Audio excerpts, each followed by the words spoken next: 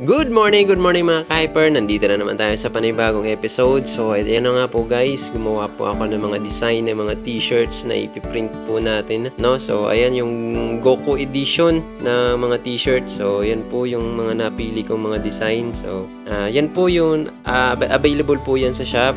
At syempre, sinama na natin dyan yung mga uniform ng mga estudyante na mga mag-i-immersion. Makikita nyo naman yan po lahat mga design na ginawa ko po yan sa mga para po sa mga extra t-shirt na pwede pa nating i-press na magkakaroon tayo ng design.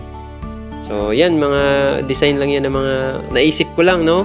Ika nga syempre pag kailangan maging creative tayo. So ayan yung mga pinipress ko ng mga t-shirt ng mga estudyante. White lang kasi yung color na napili nila. So, ayan. Talagang pang mabilisan lang po yan. Yung design din po. Ako din po yung nag-design. So, na-approve naman. So, thank you so much sa San Fernando National High School. So, yung mga t-shirt na yan, sa immersion po yan gagamitin. No? So, thank you po sa nagpagawa. No? So, ayan yan lang po yung ginagawa pag nagpe-press. Dapat kailangan tama yung temperature ng press machine. At yun. At hindi rin po yan pwedeng basta-basta tatanggalin mo agad kapag mainit pa. Syempre, kailangan mo nang palamigin. Ayan, syempre, kailangan po na nating ibalanse ng maigi para good to go yung output natin, no? Magandang-maganda. So, ayan na yung sa baba. Yung nakita nyo yung mga design ko ng mga t-shirt. Available po yan sa shop. Pwede po kayong mag-message po sa akin.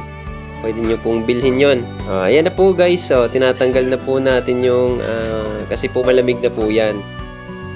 Kasi hindi po basta-basta pag mainit pa tinatanggal yung film. So, ayan naman yung back sa likod na nila. Kasi back to back po yung print. Apelyido po sa likod and then yung logo po ng school. Ayan, makikita nyo naman po.